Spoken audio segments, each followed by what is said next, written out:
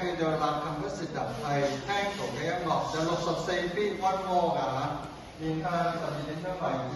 Part one 我將佢分開 Part one 32下。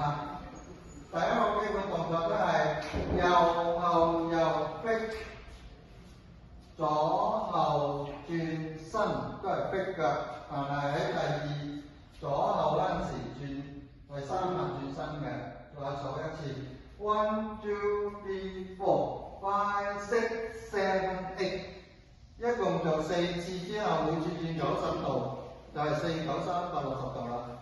我哋由頭做一次啦喎。1、2、3、4、5、6、7、8。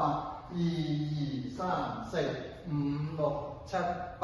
3、2、3、4、5、6、7、8。最後一次面向翻12點鐘。然後第二部分啦，由佢開始上前嘅12點鐘為止上前3個踏點步 ，1、2、3、4、5、6，然後pivot turn、half turn， 然後重複一次踏點、踏點、踏點、踏轉。第三次就唔使轉，就踢改為踢腳，踏點、踏點、踏點、踢腳。